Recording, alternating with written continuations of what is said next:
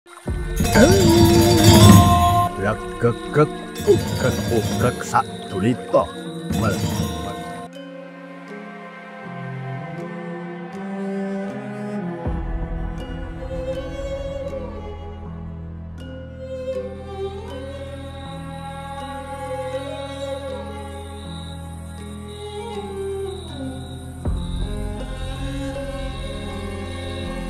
Tahun 2025, dunia tak lagi hanya berperang demi minyak, emas, atau ideologi.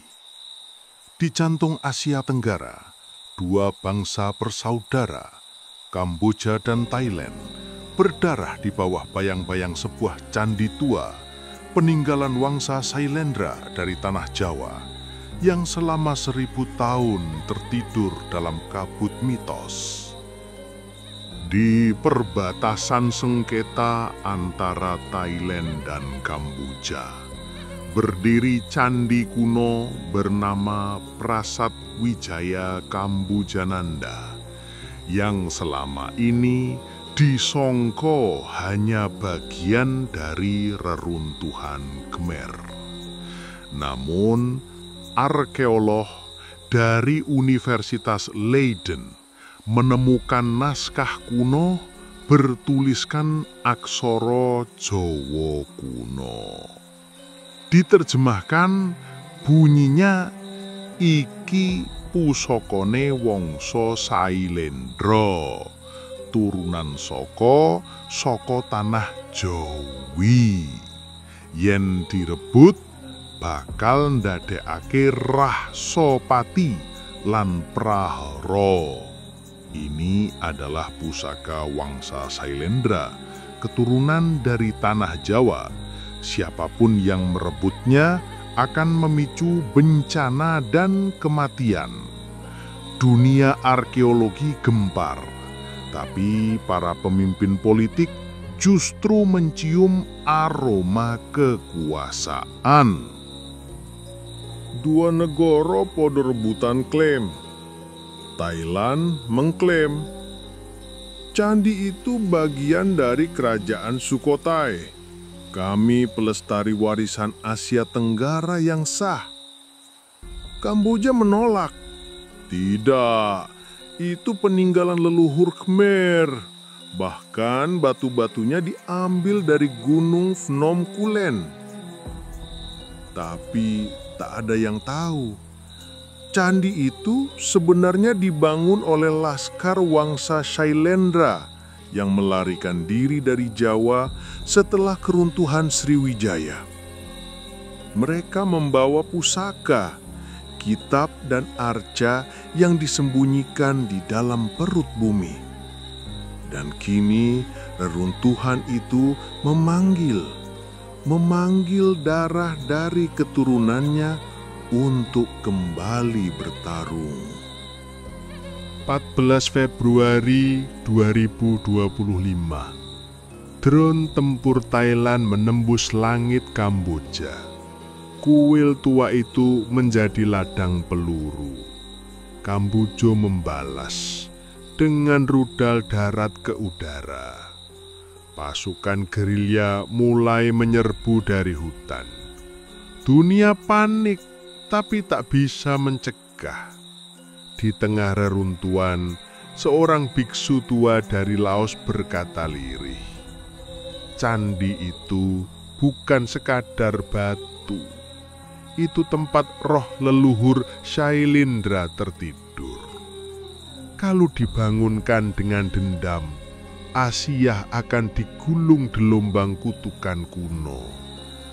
Tapi para jenderal tak mendengar. Mereka mendengar suara tambang emas di bawah altar candi. Mereka mendengar suara kemuliaan nasionalisme, tapi tidak suara tanah Jawa yang merintih. Tersebutlah seorang peneliti muda dari Indonesia bernama Ratri Dewangga. Terah keturunan langsung dari wangsa Sailendra. Ia datang dengan selembar manuskrip dari Borobudur, mengungkap silsilah leluhur yang dibawa oleh laskar pelarian Sriwijaya ke Kamboja. Dalam teks itu tertulis mantra pelindung candi. Yen podo rebut pusaka iki, bangkit lelembut kawulo saka Jawi, lan Asia bakal kobong dudu mergo peluru, tapi mergo kutukan leluhur sing dilalekke. Jika mereka memperebutkan pusaka ini, akan bangkit arwah leluhur dari Jawa, dan Asia akan terbakar bukan karena peluru, tapi karena kutukan leluhur yang dilupakan. Tapi dunia tidak percaya lagi pada mistik. Pemerintah Indonesia terpecah. Ada yang ingin diam demi stabilitas, tapi kelompok spiritual dan keturunan Wangsa Tua membentuk pasukan Jatayu, sebuah gerakan sukarelawan spiritual dan budaya. Mereka datang bukan membawa senjata, tapi membawa pusaka, tombak, gamelan, dan mantra. Saat malam purnama, mereka menari di halaman candi, dan mendadak guntur menyambar, langit terbelah, dan bayangan arca-arca tua menitikkan air mata darah. Pada 7 Juli 2025, Thailand dan Kamboja sama-sama kehilangan lebih dari 12.000 jiwa. Tapi tak satu pun negara menang. Candi itu kini rusak separuh, dan dari perut tanah muncul pusaka, kitab Sailendra, bumi yang terbelah, langit yang hilang. Tapi tak ada yang bisa membacanya, kecuali Ratri. Ia duduk di altar, membuka halaman pertama. Isi kitab itu berbunyi, "Wong sing ngilangke jati diri leluhure, bakal dadi bangsa sing bingung nentokake arah. Barang siapa menghapus jati diri leluhurnya, akan jadi bangsa yang tersesat mencari arah." Perang Thailand dan Kamboja di tahun 2025 bukan soal batas negara, tapi soal lupa dari mana asal kita. Sebuah candi bisa jadi alasan perang, atau jadi pengingat bahwa kita bersaudara. Tapi bila warisan leluhur tak dijaga dengan bijaksana, maka tanah pun bisa melawan, dan sejarah akan kembali menumpahkan darah. Berawal dari candi, konflik Thailand-Kamboja berkembang hingga melibatkan jatur dan senjata api. Candi memang menjadi sumber perselisihan antara kedua negara bertetangga tersebut. Sejak 2008, terjadi pertempuran berulang kali di beberapa candi yang terletak di perbatasan Thailand-Kamboja. Pertempuran terus terjadi setelah itu dan memuncak pada Juli 2025 ini. Epicentrum perang saat ini berada di dekat Candi Tamuan Tom, candi yang terletak di hutan lebat sepanjang punggung bukit Thailand Kamboja. Selama puluhan tahun, candi era kerajaan Sriwijaya telah menjadi sumber konflik dalam sengketa perbatasan antara Kamboja dan Thailand. Masing-masing negara mengklaim kepemilikan terhadap tempat ibadah berusia berabad-abad di pegunungan yang memisahkan kedua negara. Dua candi yang paling sering menjadi sengketa adalah Candi Preh Vihir dan Candi Tamuan Tom. Keduanya adalah kuil Hindu era Khmer yang berjarak sekitar 150 km. Perselisihan soal kedua situs suci ini telah memicu semangat nasionalisme di kedua belah pihak. Tapi mengapa dua candi ini diperebutkan? Seberapa penting memang fungsinya? Pertama, kita akan bahas dari Candi Preh Vihir terlebih dahulu. Candi ini dibangun pada abad ke-11 dan terletak di perbatasan antara provinsi Preh Vihir di Kamboja dan Sisak di Thailand. Awal mula konflik bisa kita tarik mundur pada tahun 1962 saat Mahkamah Internasional atau MII memutuskan Candi Preh-Vihir berada dalam wilayah kedaulatan Kamboja. Namun Thailand tak terima dan mencela putusan itu yang mereka sebut mengeluarkan putusan berbasis peta kolonial Prancis. Tak ingin kehilangan situs berharganya, Kamboja mengajukan tawaran yang menetapkan candi itu sebagai warisan dunia UNESCO pada tahun 2008 yang memicu kembali permusuhan. Lanjut ke 11 November 2013, Mahkamah Internasional kembali menguatkan putusan 1962 yang menyerahkan Preh-Vihir ke Kamboja. Sebagai langkah lanjutan, Thailand harus menarik mundur pasukan dari kawasan tersebut. Namun Thailand keberatan dan mendesak penyelesaian sengketa perbatasan di sekitar Preh-Vihir dilakukan melalui mekanisme bilateral. Namun keinginan Bangkok tak menemukan titik temu. Sengketa terus bergulir dan memuncak pada 2025 ini. Media Khmer Times melaporkan Thailand melancarkan serangan udara di reruntuhan Preh-Vihir pada Kamis 24 Juli 2025. Pihak Kementerian Kebudayaan Kamboja menyebut candi itu mengalami kerusakan signifikan dan menyalahkan Thailand, menyebutnya sebagai bencana budaya dan tragedi moral.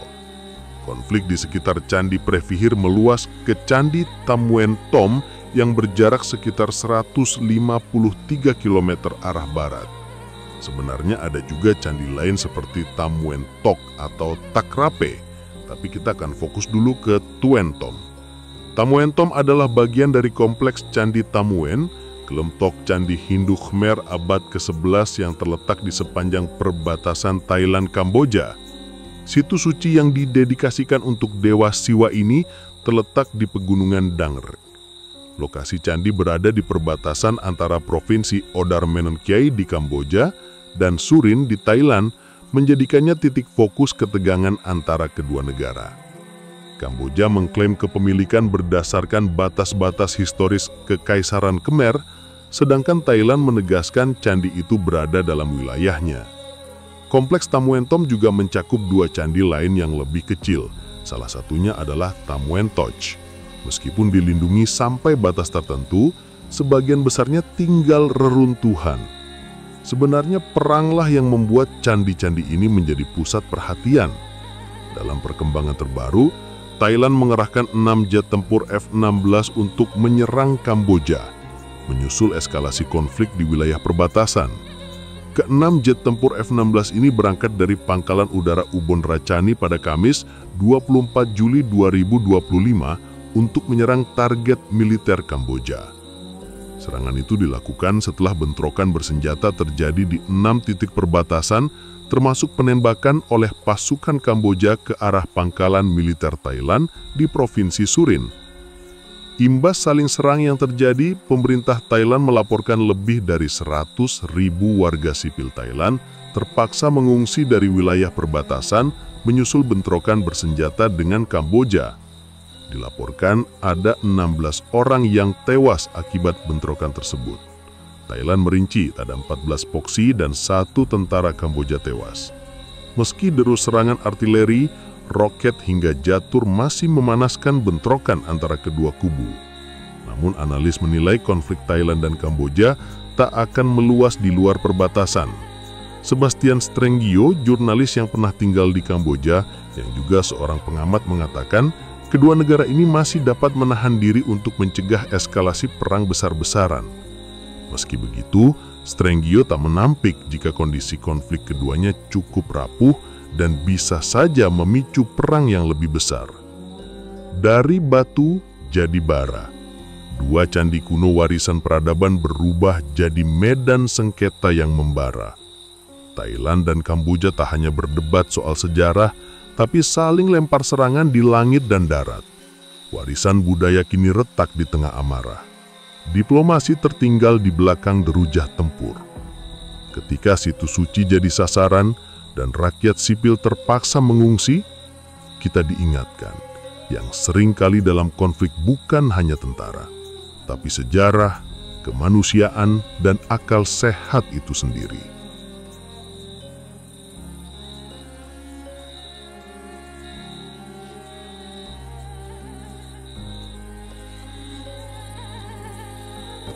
tan samar mawaring sapa sinok maya winaya wingasepi sumimpen dalang ing kalbu pambukaning warana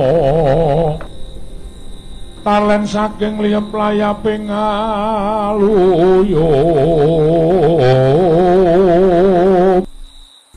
pindha pesating sumpena musuping rasa jati